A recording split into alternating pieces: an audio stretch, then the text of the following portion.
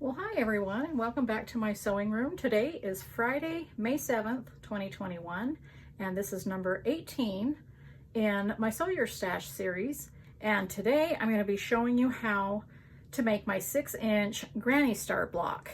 So I designed this block years and years ago at the same time that I did my Great Granny Squared book.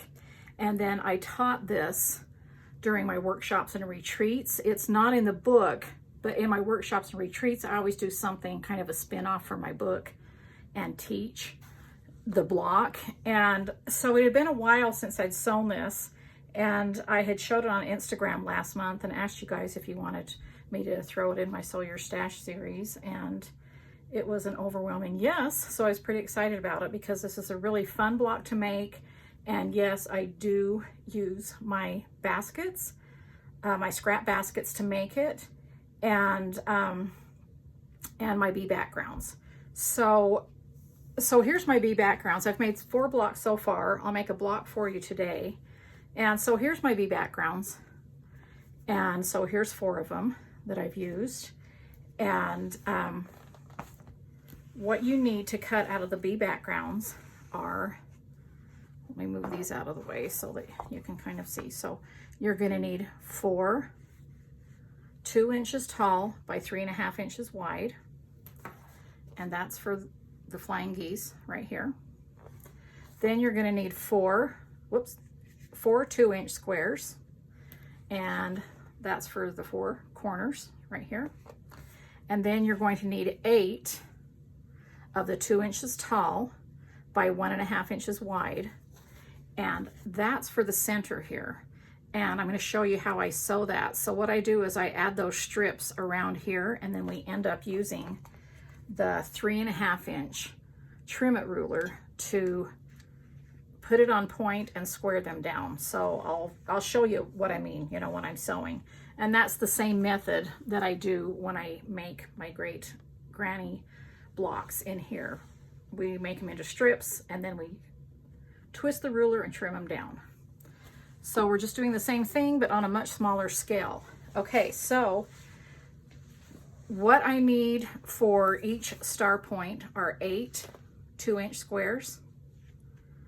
And then for the cute little granny in the middle, I need 4 1.5-inch squares. And all of these need to match. And then for the center, I need 1 1.5-inch square. Okay, and so I'm just going to quickly show you how I cut those out of my stash baskets, and you know which size strips and why. And this is typically how I do things as I'm cutting blocks for my stash. So I just kind of look at the measurements of what I need. Let me put this back here, and then we can stack them on there. All right, can you see that, Cass? Can you see that map? Now I just have a couple small rulers, small map. This is really easy when you're using your baskets that you can pull from these. So this is one of my 3.5-inch strip baskets. And so the reason I'm using 3.5 inch is because I need 4 matching 1.5-inch squares. And so what I do is I simply will just grab one of the 3.5-inch strips. This is a short one, but I'm going to quickly come over here and iron. Now, when I iron, you can't see what I'm doing, but I can tell you, I use my spray bottle that's got starch in it. I like Mary Ellen's Best Press, and water. I don't even use Mary Ellen's full strength, but you know, you can. And that's the point where I starch my fabric. I do not starch my fabric anymore after I cut it, because I don't want my pieces to shrink, but I do press and starch.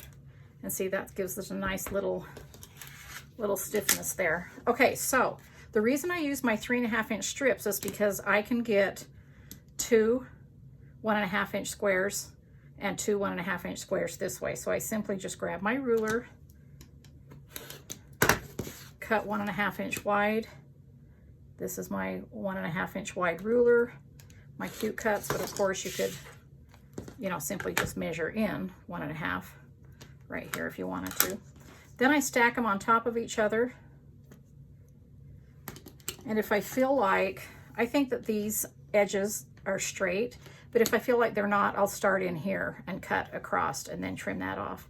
But I think that's pretty straight. So all I do is I just lay that on there. And I just lay it on the edge of the ruler, making sure all the lines are straight before I cut, meaning the top edge and the bottom edge of the fabric line up with the lines on the ruler. And there I have 4 matching squares for that.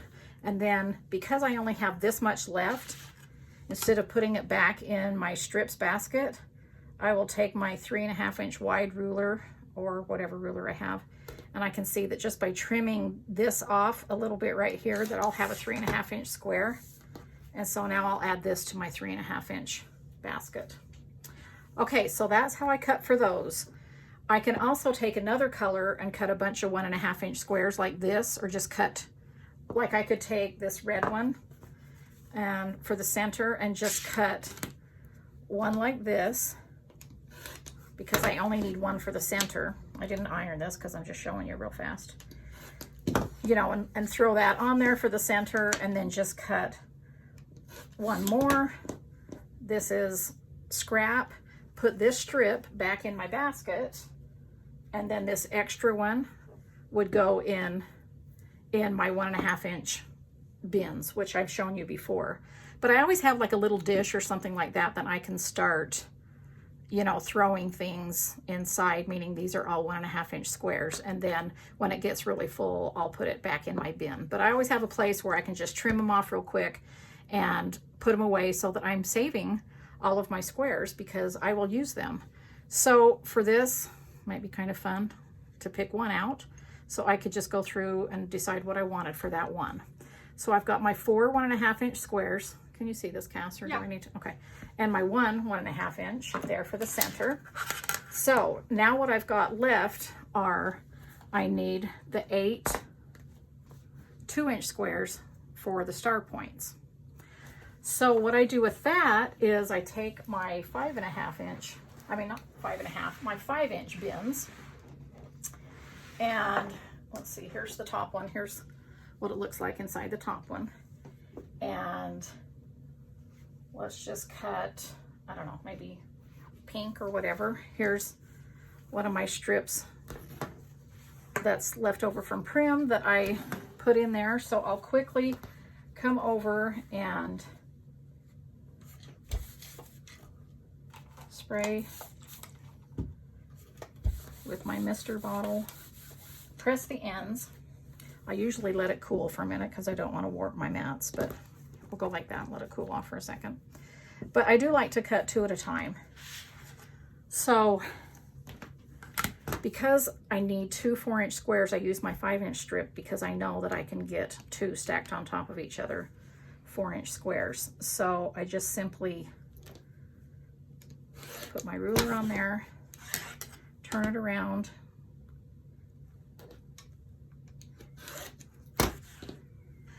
and because I'm cutting 2 at a time, I kind of use my fingernails to kind of slide this over to the edge to make sure these edges are even. Line that up. So there's 2 of them. And notice I don't pick up my fabric, I just slide it. And that means they stay together because I've layered fabric. So now this and this will go in the wastebasket.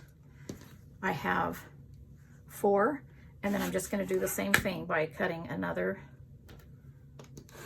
2-inch, turn it around, make sure the edges are even.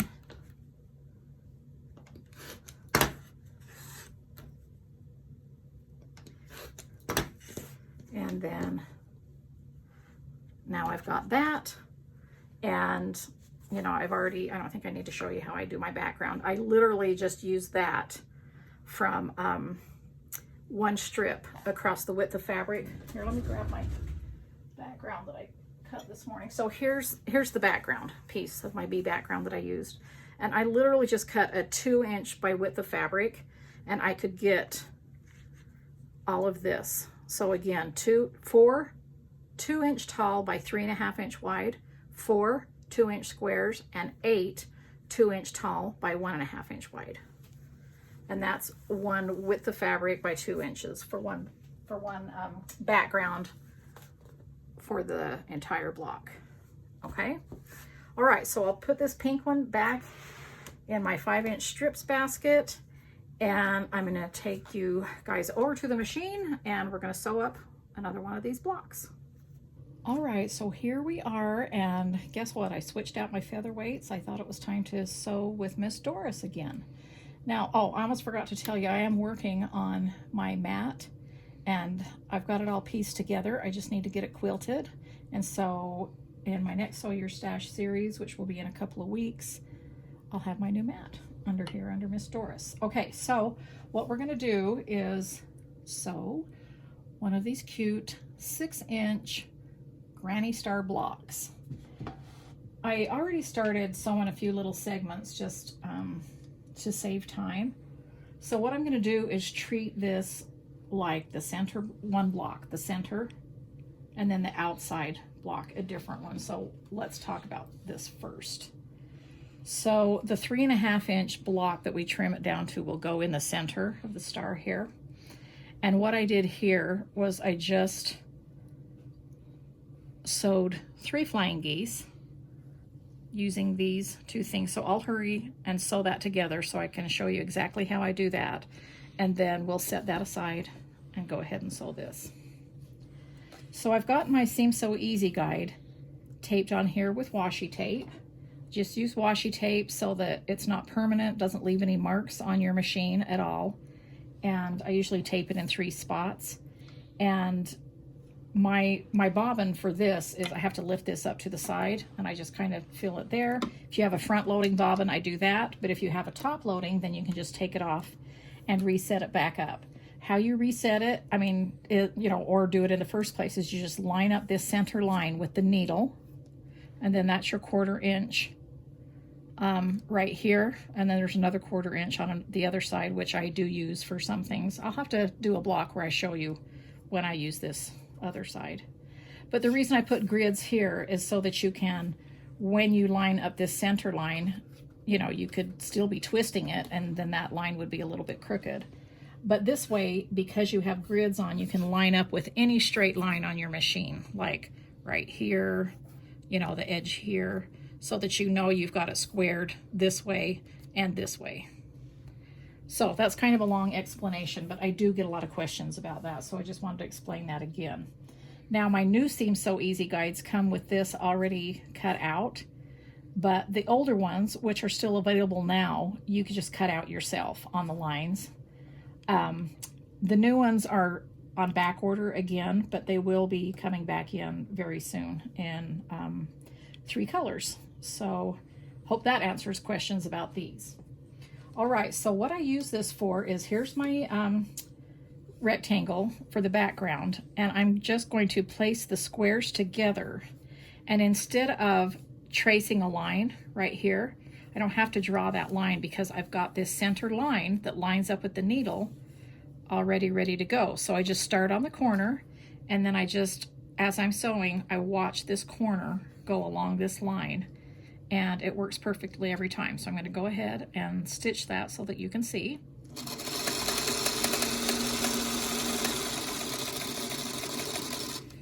Now normally I'm chain stitching, but because I'm filming, I usually just do scraps of fabric in between. It helps when your pieces start and stop, and also when it saves on thread and saves on time, so you're not clipping all of these long threads. Okay, so now that I've sewn from point to point, I just take my scissors and I clip an approximate 1/4 inch seam allowance past my sewing. Now this is very, very tiny, and a lot of people are like, why don't you save those scraps? Okay, by the time I sewed a 1/4 inch right here, that would end up being very, very tiny. This is really hard to unfold. Okay. It would measure approximately 1 inch, which is great, but then by the time you put a 1/4 inch seam around that, that only measures a 1/2 inch. So this one that I've trimmed off of a 2-inch square is too tiny for me to keep. But I always keep them if they measure 1.5 inches, because I know that's totally usable and I'll use it all of the time. So I do save, 95% of my scraps.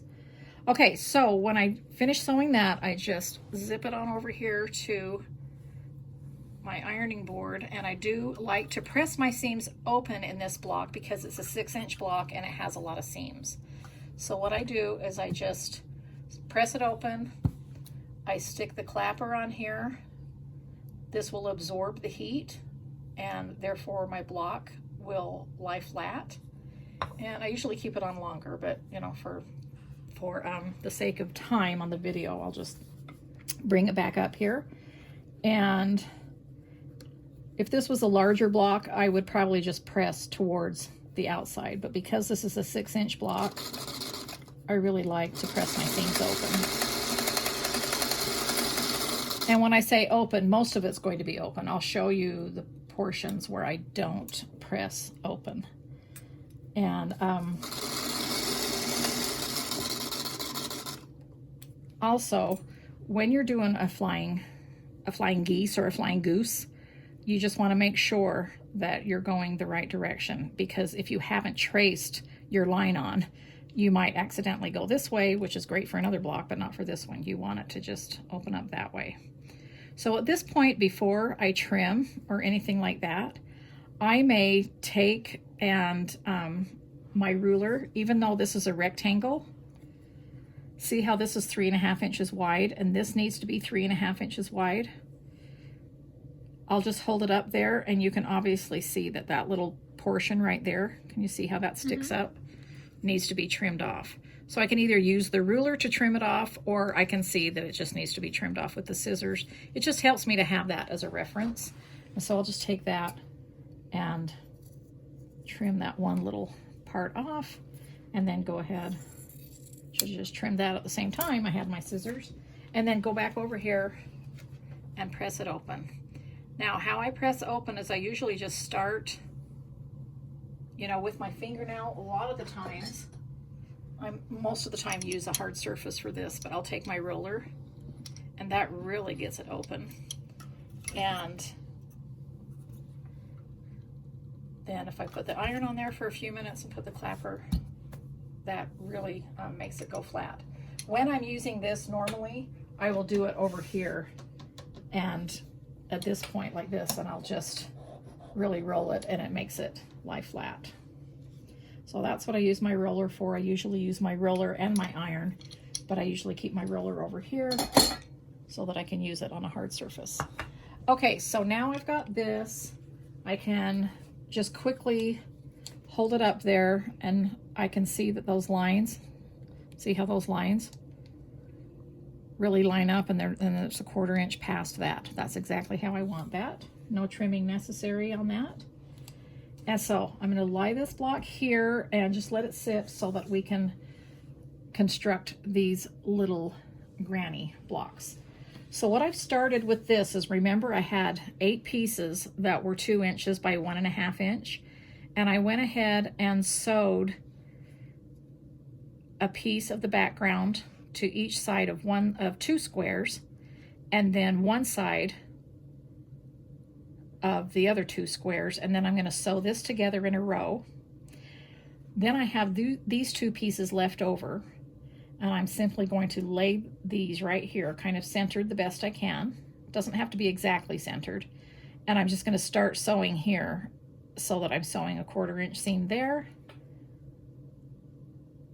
and a 1/4 inch seam there. And then I'm going to, you know, sew all these 3 rows together. I'm going to press those seams open, and then I'll show you how I trim it down.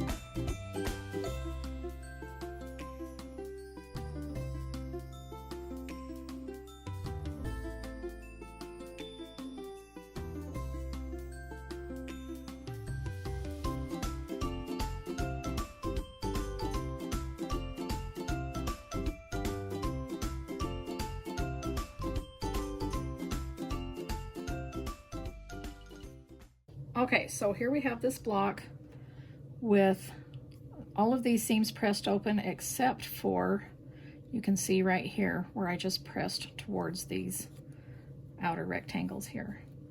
So now what we're going to do to turn this into a 3.5 inch square this way is we're going to take my ruler. Let me push this over here so that I can have room here. And what you're going to do is use these lines right here, and you're going to place it right in the center and line up the line right on these corners and intersections. Okay, can you see that? Where it goes right down the center that way, and see you still have fabric on the outside.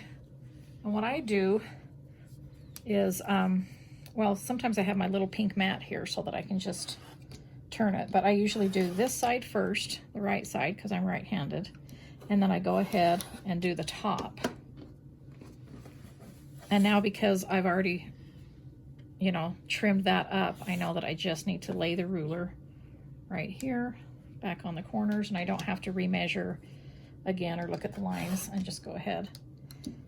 Now, the thing that's awesome about this little section in here is it floats. Now, when I say float, I mean, see the space between this point and the outside here? That is bigger than 1/4 inch. So you can see in this block right here, see what I mean, where it floats? Like you can just have a little bit of room so your points don't have to go, they won't go all the way up to there. If they do, you know, it's okay, as long as it measures 3.5 inches. But I just like that it floats in there, and that gives you a little bit of safety. Now, because of these seams right here that they're open a lot of times, I will just take these 4 and trim a little triangle off just so they don't get in, you know, in the seam and kind of bug me. These blocks are really fun to make. They're just kind of cute and little and detailed, and I really like that that you can use 3 different colors in this block. Okay, so now this is 3.5 inches, which is normally what goes inside, you know, just a simple star block, my 6-inch simple star block. And so now it's turned into a 9 patch, and I'm just going to sew this row, this row, this row, then sew the rows together. Now, I won't be pressing everything open, so I'll show you how I've pressed this block at the end. And, you know, you can see when I'm pressing as well. Okay, let's get sewing.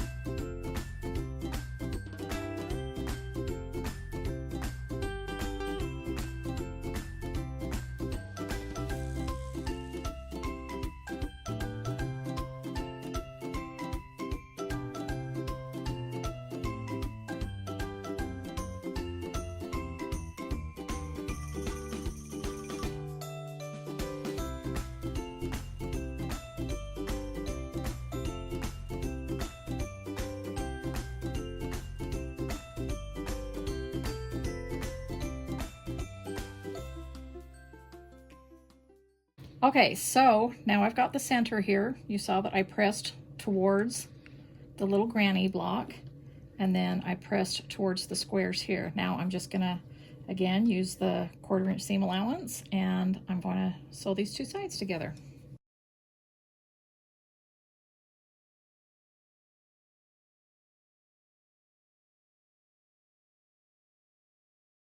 Okay, I'm gonna tell you something that I didn't tell you before. Whenever I'm sewing stars and I have an option to put the place where the point is going to be either on the bottom or on the top, I like to put it on the top so that I can see if I'm going to run over my point or not. I hope that makes sense. So I always put this on the top instead of this on the bottom so that I can see. And you look, just by using an accurate 1/4 inch seam, it goes right onto that point. But sometimes it doesn't always work out that way, so I like to see exactly what I'm doing so I can kind of correct myself. And then here, because I pressed that way and I pressed this way, these will sandwich and that will be nice. But if they don't, and if they're open, then I'll use my double pin and pin on both sides of the seam, and that works out nicely as well. I have had some questions about my double pins too. I don't pin like this, meaning I don't take this and pin it all the way through. I literally just stick those in on both sides of the seam. Let's see, how can I show you with two? I'll just pretend I was sewing these two together. Okay, then I just literally kind of stab this pin, one on each side, and just push it through there to hold it there. They don't need to go all that way and everything, or, you know, be super duper heavy duty or anything. I like them thin and just be able to put in a little, you know, put into the fabric a little teeny bit so that it will hold it there, and then I can sew over them.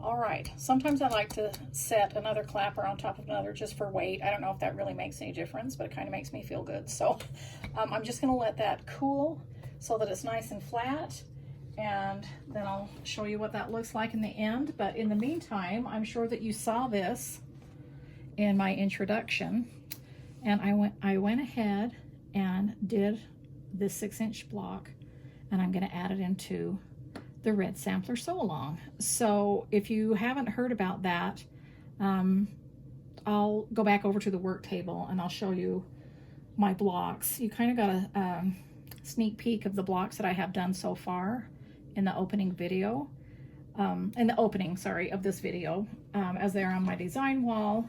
And I'm kind of like a couple, 3 weeks ahead. So you kind of got a sneak peek. And if you have my my Farm Girl vintage books and my vintage Christmas book and my Great Granny Squared book, you kind of, if you have those memorized enough, then you know which blocks I did. But so then you kind of get an even better sneak peek, and you can go ahead and work ahead if you wanted to. But I'm doing 12 and 6-inch blocks, and so I thought this would be perfect little 6-inch block. And okay, so this should be dry enough right now. When I say dry, I really mean cool, because I didn't get it wet. And I like to just put them, still a little bit warm, but I like to lay them out on my design board, and I just love how that looks. So now this measures 6.5 inches right now, unfinished, and then it will measure 6 inches in a quilt. And I just think it's going to be really super duper fun as a scrap quilt with these. And so I'm going to continue on with these, putting my cute little granny block in there with the star on the outside, which is why I called it my granny star.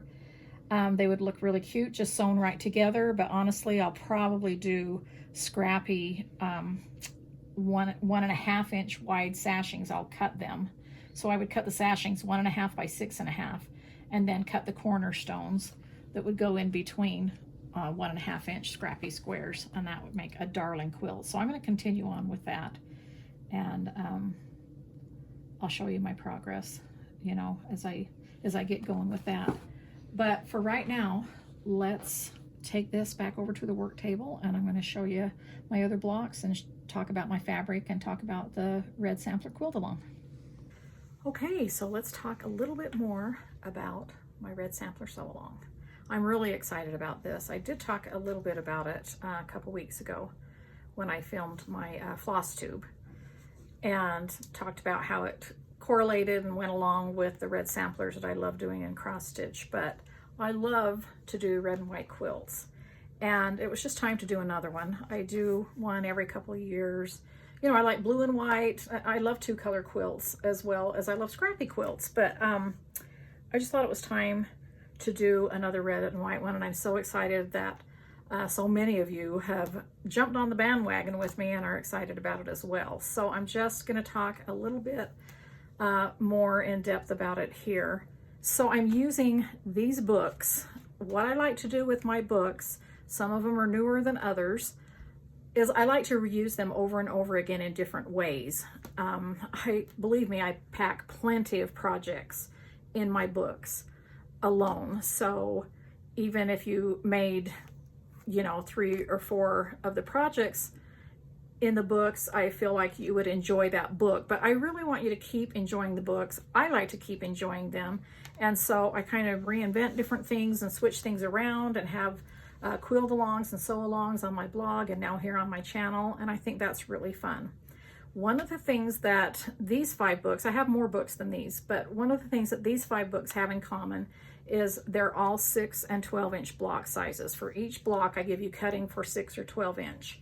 And so that's what I'm doing with the Red Sampler. And there are so many different settings that you can use in these books that use 6 and 12 inch blocks. So you can use any setting you want to put your Red Sampler blocks together.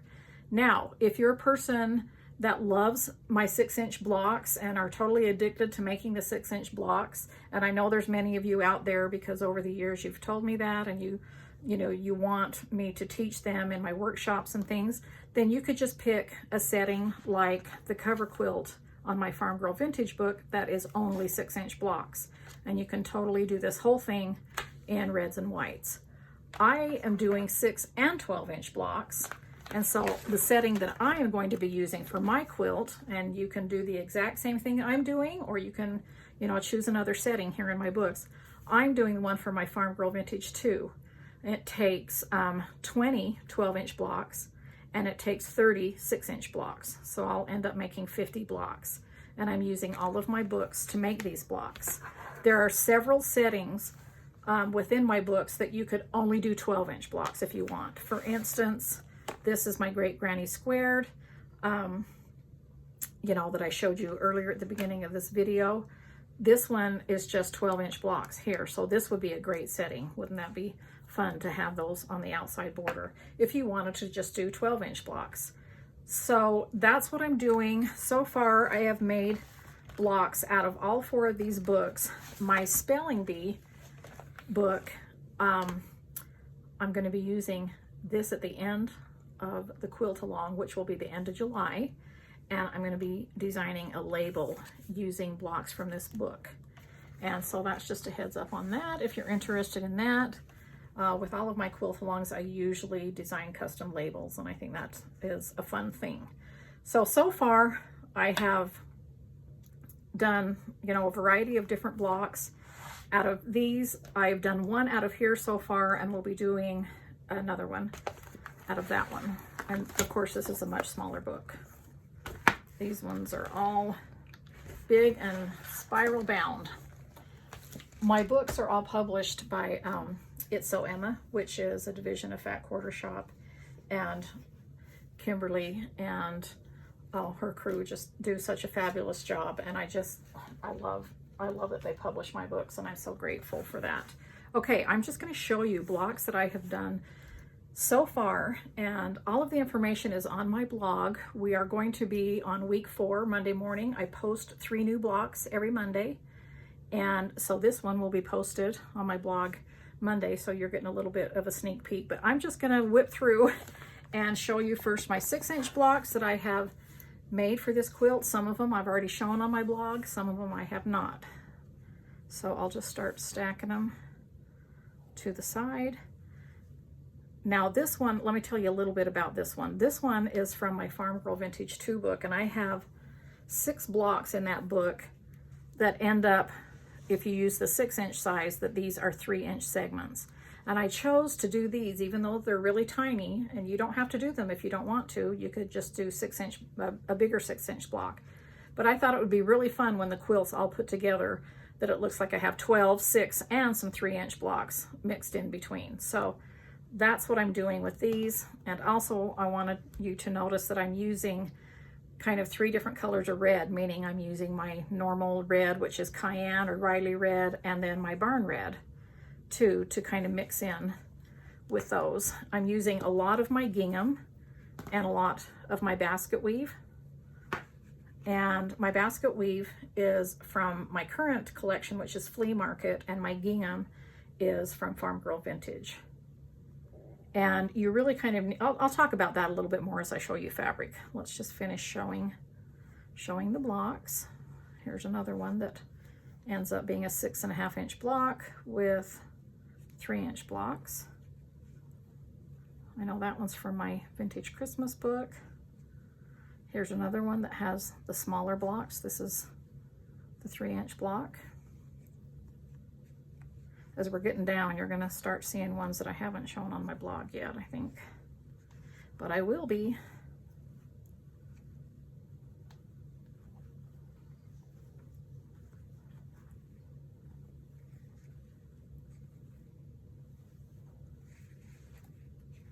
Okay, so that's the 6 inch blocks that I have finished so far.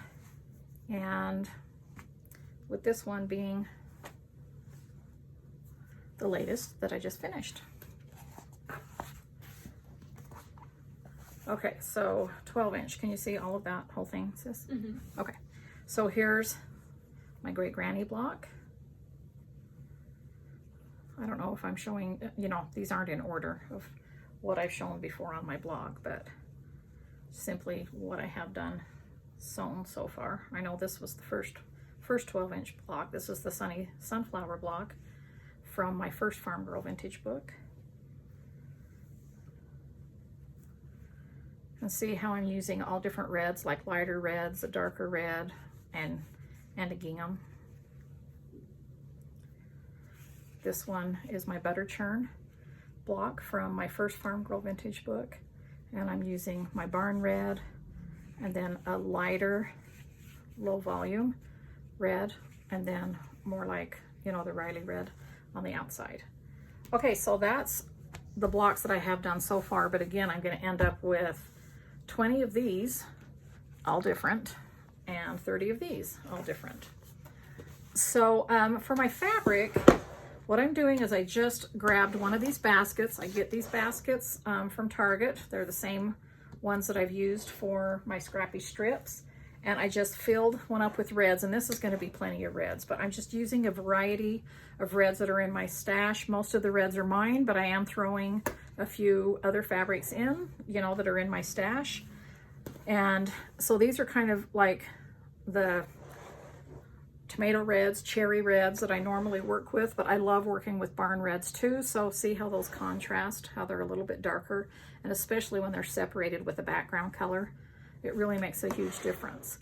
But I wanted to talk about these a little bit, and this is what I'm using in almost every block. I have to have one of these kind of prints like here, meaning there's a lot of background behind them and then just some red printed on it. And that gives you a medium tone to separate your block patterns. You know, for instance, when you're doing, you know, something like this, I don't want these all to be the same red tone because it would just look differently. I like to separate them. So these are lighter, these are darker.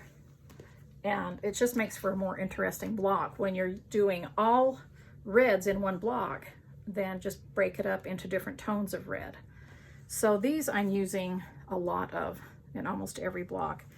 These are just a few I had in my stash that, you know, I may have or might add. But these are pretty much a staple in this quilt along for me.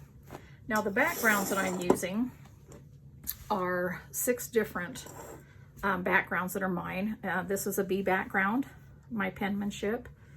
And this is the diamonds. I believe it's called coral, but it's really a light red, and I thought it worked for this well. And this is one of my bee backgrounds, and it's clover, if I remember right. I hope I'm saying these. This is my honeycomb. It looks like chicken wire or honeycomb, whichever you want it to be. This is the chicken tracks, and this is from my Farm Girl Vintage collection. And then this is my Cayenne cross stitch. That's in, you know, in my bee backgrounds or my bee cross stitch. I have plenty. So I started out with 1 yard cuts of each of these. The quilt that I'm using, the quilt setting takes 5 yards of background. And so I think this will be plenty. It'll be scrappy. Now in that setting, just in case, you're going to use that same setting. Notice there are borders of the background that go around it. And so I'll do that. I'll start doing that. I don't know, maybe halfway through the quilt along. But so I'll just take this background and cut the little border strips and sew all the way around that. And I'll be showing that on my blog as well. So I hope that you've enjoyed today's tutorial, today's video, and that I've talked a little bit more about the Red Sampler.